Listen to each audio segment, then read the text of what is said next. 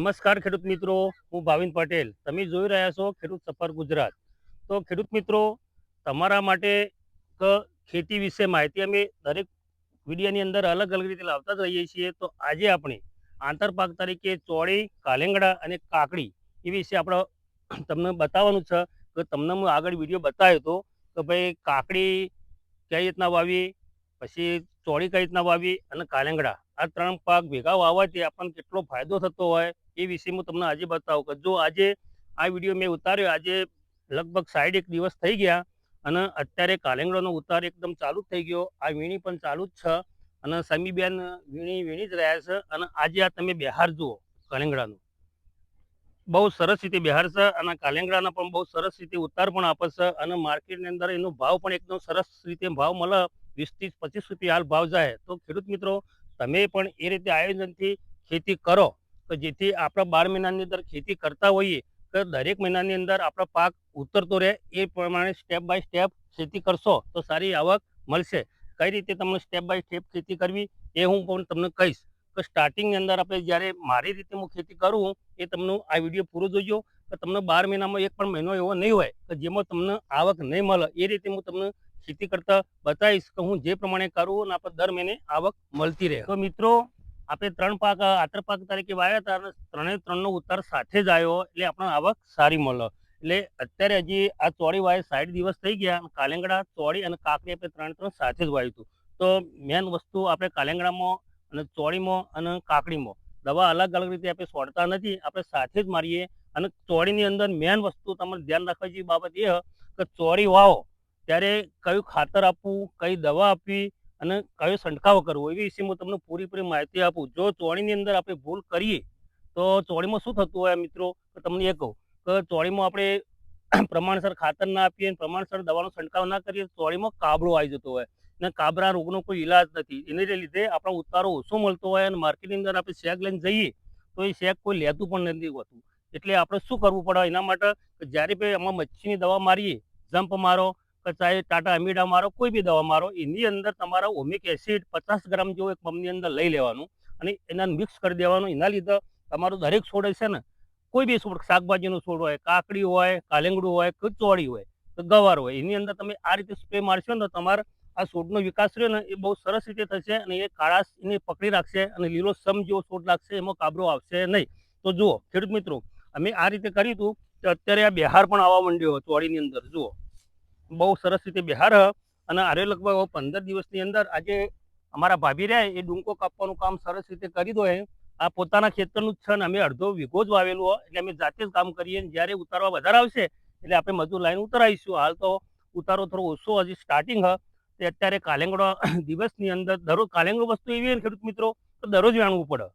કાલેંગડો એક દિવસ તમે ના વેણો તો સાઈઝ મોટી થઈ જતી હોય. તમને બતાવું જુઓ આ કાલેંગડા કેટલા બધા બેઠેલા હું તો આ બહુ મોટી સાઈઝ કહેવાય. આનાથી નાની સાઈઝ જુઓ તો આવડી સાઈઝનું તમે કાલેંગડું લઈને બજારમાં અંદર લઈને જશો ને તો એને 20 થી 25 રૂપિયા ભાવ આવશે અને મોટી સાઈઝનું કાલેંગડું થઈ જશે તો 10 થી 12 રૂપિયા ભાવ આવતો હોય. અને કાલેંગડાનો ઉતાર સારો હોતો હોય તો વીઘાની અંદર આ પણ સારો ઉતારો આલે અને ચોળી પણ સારો ઉતારો આલે.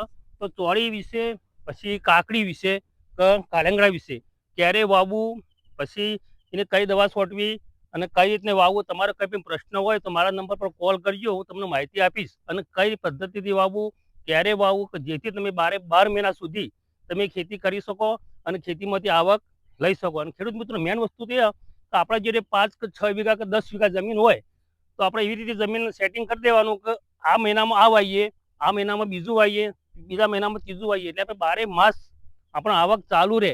અને બીજા જે પાક આપણે રોકડિયા વાવતા હોઈએ, કપાસ વાવીએ, એરંડા વાવીએ, એ તો 12 મહિને આવક એની આવતી હોય. અને આ શાકભાજી તમે વાવો તો આપણા ઘરનો ખર્ચો પણ ચાલે અને દવા લાવવી, ખાતર લાવવું, ઘરનું કરિયાણું લાવવું એ બધું આવી જતું હોય. તે હું જે પ્રમાણે સેટિંગ કરું કે મહિનાની અંદર 20 થી 25 હજાર રૂપિયા આપણા આવક કન્ટિન્યુઅસ આવી જ જુઓ. એ રીતે ખેતી કરવાની મિત્રો. તો તમે પણ આ રીતે ખેતી કરો. પછી હું તમને બતાવું કે કાકડીના વેલા મારા ત્યાં જઈને બતાવી દઉં તો કાકડી પણ કેટલી બેઠી છે. કાલેંગડા તો તમે જોઈ લીધા, બહુ સરસ બેઠા. આ ચોળી હજી 15 દિવસ લાગશે, આ ડુંકોનું કટિંગ થઈ જશે પછી ચોળી ઉતરવા આવશે. અત્યારે કાલેંગડા ઉતરશે અને કાકડી ઉતરે. તો મિત્રો હું તમને કાકડી બતાવું. તો મિત્રો, તમને મેં કાલેંગડા બતાવ્યા, ચોળીની જે 10-15 દિવસ વાર અને આ કાકડી જુઓ. કાકડી પણ દરરોજની 20 થી 25 કિલો ઉતરે જ છે. આપણે પૂણા વીઘાની અંદર 3 વસ્તુ વાવેલું હોય અને આનો પણ 25 થી 30 રૂપિયા ભાવ અત્યારે. અને કાકડીની સાઈઝ જુઓ કેટલો બિહાર મસ્ત હ અને એની સાઈઝ પણ જુઓ આટલી બધી લોબી હ. તો ખેડૂત મિત્રો તમે પણ આ રીતે ખેતી કરો.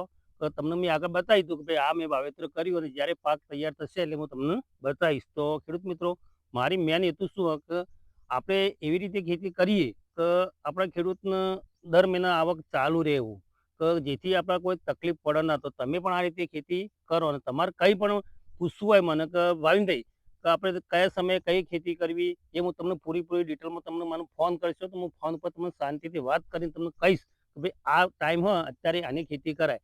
મારે શું ખેતી કરવાની એ હું તમને બધું બતાવું જ છું. કે જો મારો વાલોર પહેલા જૂન મહિનાની અંદર આપણે વાલોર વાવી હતી, 8મા મહિનાની પહેલા કપાસ વાયા હતા અને કપાસની અંદર આપણે 8મા મહિનામાં વાલોર. હજી વાલોર મારે અત્યારે બી ઉતરણ અત્યારે બી આવક ચાલુ છે અને સાઈડની અંદર હાલ કાલેંગાની આવક ચાલુ થઈ ગઈ અને આ કાકડીની આવક ચાલુ થઈ. હજુ હું તમને મારા ખેતર બીજા ખેતરની અંદર ગવાર વાવેલો હ, એ ગવાર પણ હું તમને બતાવું કે ગવાર બી આવું અઠવાડિયે 10 દિવસની અંદર વીણમાં આવી જશે. અને જ્યારે આવું અમે ઘઉં વાટ્યા, ઘઉંનું ખેતર અમે તૈયાર કરીને જ મૂક્યું હોય, એને શેડાઈ દીધું હોય અને એક ટોલી ખાતર બી નાખ્યું. એ પણ અડધો પોણો યુગ જ વાવવાનું, આપણે વધારે વાવવાનું નહીં. આપણે પોકી વળીએ તો આપણને જે મજૂર મળતા હોય, મારા 3 જણનો સ્ટાફ હોય, 3 મજૂર જ આવતા હોય, એટલે આપણે એટલું બધું કોઈ વાવેતર કરી નહીં દેવાનું મિત્રો કે જેથી આપણને તકલીફ પડે અને આપણે હેરાન થઈ જઈએ એવું કામ નહીં કરવાનું. આપણે દિવસની અંદર કે 2 થી 3 હજારની આવક કરવી હોય એ પ્રમાણે વાવેતર કરવાનું કે જેથી આપણને આવક સારી મળે અને આપણે ઘરેથી શાંતિથી રહી શકીએ અને આપણને મૂડ રહે કે ભાઈ આપણે દરરોજની આવક થતી હોય તો આપણને મજા આવતી હોય. એટલે ખેડૂત મિત્રો આ કાકડી પણ આ રીતે તમે વાવો.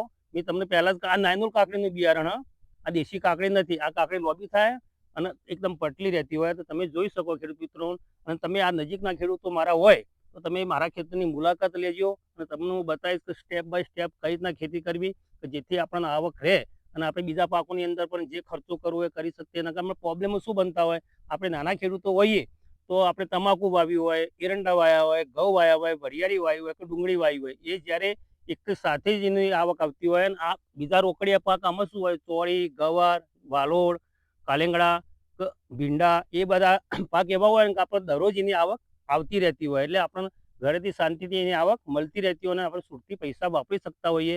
તો ખેડૂત મિત્રો તમને મારે મેન હેતુ શું હોય કે મારા ખેડૂતો કે મારી ચેનલમાં જે ખેડૂતોએ સબસ્ક્રાઇબ કરીને મારા બધા જ વિડીયો તમે જોઈ શકો તો હું સ્ટેપ બાય સ્ટેપ કઈ રીતના ખેતી કરીએ. મોસ્ટલી મારા વિડીયો રહે ને મારી ચેનલની અંદર બધા મારા ખેતરના જ મૂકું, પણ કોઈ સારો એવો ખેડૂત હોય કે ભાઈ આ રીતે તમે ખેતી કરો તો એના પણ વિડીયો મૂકું. તો તમે મોસ્ટલી મારા વિડીયો જે જોશો ને એમાં તમને ખેડૂતને સારી એવી આવક મળે ને એ રીતે હું વિડીયો બનાવું. તો ખેડૂત મિત્રો મારા બીજા વિડીયો પર તમારે જોવા હોય તો અમારી આ ચેનલને સબસ્ક્રાઇબ કરજો અને અંદરથી જોઈ લે શકો તમે કે કયા ટાઈમે કયું વાવવું અને કઈ રીતના એની આવક મેળવવી. તો ખેડૂત મિત્રો તમે પણ આ રીતે ખેતી કરો અને સારી એવી કમાણી કરો. અને તમને અમારા વિડીયો ગમ્યો હોય તો બીજા ખેડૂતો પણ મોકલજો કે જેથી બીજા ખેડૂતો પણ આવી રીતે 12 મહિનાનું ટાઈમ ટેબલ બનાવી આયોજન પ્રમાણે ખેતી કરે. જો તમને અમારા વિડીયો ગમ્યો હોય તો અમારી ચેનલને શેર ને સબસ્ક્રાઇબ કરજો જેથી બીજા ખેડૂતો પણ ખેતી સારી રીતે કરી શકે. જય જવાન, જય કિસાન.